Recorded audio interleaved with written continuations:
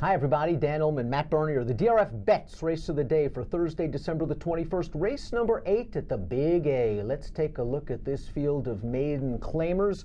$41,000 is the purse. We are going 6 furlongs on the main track. Head on over to the Race of the Day event page on DRF.com. Download those free Formulator past performances and handicap with us as we take this field in post-position order. And before we get to the analysis, a little business to take care of. When you sign up to DRF Bets right now, you'll access a $200 free bet, no deposit required. DRF.com/join, promo code FREEBET09 is where you need to go. Matt, the number one is I'm an Ocala Dude. Now, I'm an Ocala Dude at blinkers for the most recent start. Showed some speed, really didn't factor after that. It was a big improvement from a buyer speed figure standpoint. I'm not sure I trust that fig. No, it just seems a little bit on the high side. Now maybe, it's one of those instances where maybe the blinkers made him wake up and he really did improve that much. The runner-up that day, for what it's worth, has come back and earned an 8 buyer in the next start. I don't know what you want to do with that. I don't know if there was a trip involved, but point is, horse came back and run very well. My bigger concern is, even if this horse, and I think this horse has a chance, my bigger problem is I think there's a scenario where this thing turns into an absolute barbecue on the front and it completely falls apart. And that's just the stance that I took in a race that I could go through this 100 more times and I might have 100 different opinions. See, I'm going to agree with Timeform US as we throw up the pace projector. I do think that the number 2 Blinded Vision can get the lead if he wants. I think the 6 CK Dexter Haven can be closer to the pace. I think I'm an Ocala Dude's going to sit. I think it was nice that he showed speed with blinkers last time out. He was battling with a couple of other horses. He eventually made the front from those 2 horses, and then he was just tired in the lane.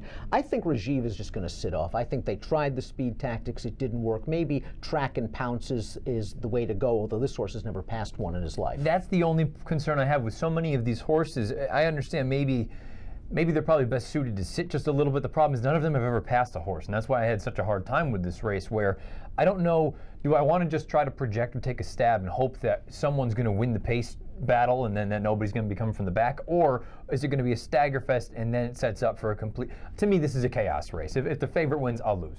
Timeform has the logical number 2 Blinded Vision out there on the lead. Boy, Gary Gullo's been on fire at this Aqueduct meet, winning about 35% of his starts. This horse ran just fine in his debut for a $50,000 tag. And Gullo tried maiden specials last time out, and this horse showed some speed, but boy, he got tired late. It was probably too tough from a competition standpoint. He drops. He's going to get an easy lead. According to Timeform, you think the pace will be faster. I don't necessarily trust him, but I see him. If there's going to be a horse, I think, that wins the pace battle, puts everyone away, and nobody's making up any ground, it's going to be this horse. Having said that, at what should be a shortish price, is 3-1 in the morning line, he just does absolutely nothing for me. I picked him second, but I wouldn't bet him in a million years. Let's talk about the 3, AJ's Way. 15-1 on the morning line. This horse made his career debut at Parks. Got bet that day, was 3-1 in a 10-horse field. Passed a couple of horses late. The blinkers are coming on. These second-time starters, whenever there's an equipment change, whether it's LASIX or blinkers, what have you, they always seem to move up a little bit. Well, he's going to need to move up considerably. I'm just hopeful that maybe this is one of the few horses in this race that's actually willing to pass some runners. He got out of the gate slow, but I thought it was encouraging that he was bet as heavily as he was in that debut. He went off at 3-1 from a 10-1 morning line, and okay, he didn't really do any running toward the end. He flattened out once he passed a couple of tired horses, but I wonder, the blinkers go on, second-time start, if this thing does completely crumble, maybe he's the one that can come from the back. The 4 Rain Charger is a first-time starter going out for trainer Gaston Grant, who's done yeoman's work with Green Grotto, who we'll see Saturday in the Gravesend. Rain Charger's by Smart Bid, not much data on him as a sire. I look at this pedigree, I see a little bit of distance. I don't see a lot of precocity and sprintability. This horse does have a bullet work back on November the 25th, but I got to see one. He's been working consistently all the way going back to, what, the middle of October, early October even. It was just, I have to look at it and say, Gaston Grant, he doesn't really have a ton of runners to begin with, so I don't really know that I want to take too much stock out of the first-time starter numbers, but at the same time, I suppose this is one of those instances where unless you believe anything can happen, yeah, maybe you just take a stab. Midnight Las Vegas is another horse that should show some speed, going out for trainer Steve Asmussen. The stamina just has not been there thus far for Midnight Las Vegas. Fans that believe in this horse will note this formulator fact, because over the past 5 years, with 2-year-olds making their second start off of a layoff in maiden claiming dirt sprint races, Asmussen does quite well. 42%, a $3.14 ROI. Interesting jockey name Claiming. Yeah, you lose Irad, but you get Javier, and I'm curious. We have to take a look and find out why Javier is even here on Thursday, but that's neither here nor there. For what it's worth, this is going to be the shortest distance this horse has ever run, 6 furlongs. He started at 7, back to 6.5, now at 6. I just wonder again, is he the kind of horse that his runs, he's been forward with hot paces. I mean, all of a sudden are they going to say, well, we're middle of the pack as far as the gate is concerned, let's take back and try to sit?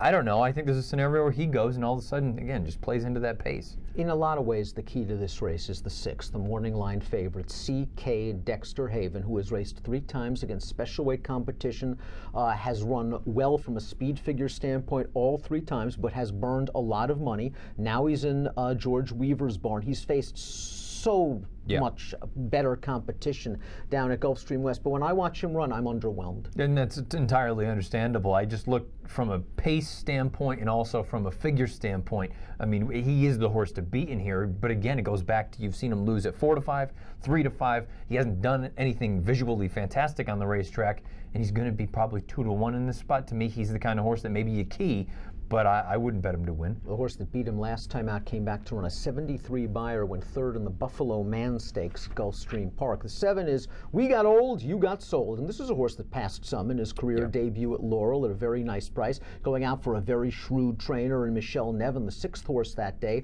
Came back to win a maiden special weight at Penn National with a 59 buyer speed figure. I guess this horse can improve. Yeah, why not? You know, that race that he debuted in wasn't terrible. Like you say, he's been a little bit of time since he's been back at the races, but he can come from a little bit out of it. He's shown that he's at least going to pass some horses, albeit maybe tired ones. Going to need to improve, but it's not totally out of the realm. Mimo showed improved speed in his second time out. First race with blinkers. Now he's getting Lasix for the first time. He needs improvement from a buyer standpoint. Yeah, needs to move up, but the Lasix second off the bench, that should be beneficial. Chad Summers, although he is 0 for 10, his horses are running 6 times in the money, so maybe this one takes a forward step. I'm not going to take too much stock in this formulator fact on the 9 All Golden because he's 30-1 on the morning line and should be a big price, but it's worth noting this barn doesn't exactly excel with 2-year-old first-time starters in dirt sprints. 0 for 27. This horse did work in 21-4 back in June at the sale. He was bought back for $15,000. You just look at the pedigree at face value. I see alternation. I see Medaglia d'Oro on the bottom. It just screams longer to me, so I wonder if this is going to be the kind of horse you get a race under him and then move on. Alternation 2 for 39, I think, with first-time stars. Dam 1 on turf. Sidewinder's cutting all the way back in distance for Dominic Schettino after showing speed on dirt with blinkers.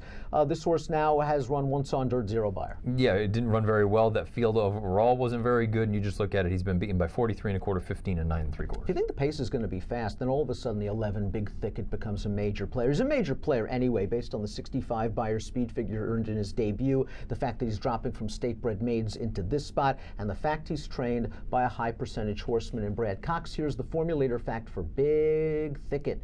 Past 3 years, 2-year-olds moving from maiden special to maiden claiming on dirt, 44%, 377 ROI. This horse is very logical. You know, I wanted to pick this horse, but then I looked at it a little bit more and I thought, you know what, he's another one. He's going to get bet. I don't think he's going to be 6-1. I think he's less than that, just strictly because of the class relief going special weight down to claiming. And you know what? He got beat at 4-5 last time. I know against better horses, but he hasn't done anything spectacular that jumps off the page either to separate him from being a major player to being another just sort of also ran. These maiden claiming races often are very formful, but we don't necessarily trust the chalks in this race. So we're going to go for prices as we take a look at our picks for the Thursday DRF Bets race of the day. You're going with AJ's Way, second-time starter, blinkers on, 15-1 on the morning line. This would be nothing more than just a funny money token play because I have no real strength as far as opinion is concerned, but I'm going to be very interested to see, most importantly, how does the pace play out? Does it play out the way the pace projector projects? Or does it get a little bit hot like I think it's going to and maybe set up for some chaos? Matt's going to go 3-2, 6, and 11. I hope that the one I'm an Ocala dude can sit just off the pace while saving some ground and maybe outlast these in the lane for Rajiv Mirage and Michelle Nevin. 5-1 on the morning line. I really don't want 5. I would take 6. I don't think I'm going to get it. 1, 6, 2, and 11 for me in Thursday's DRF Bets race of the day. And to reiterate the DRF Bets offer, $200 free bet. No deposit required at drf.com/join when you join DRF Bets by using the promo code FREEBET09. Approximate post time for race number 8 at the Big A on Thursday, 4:17 Eastern. Good luck.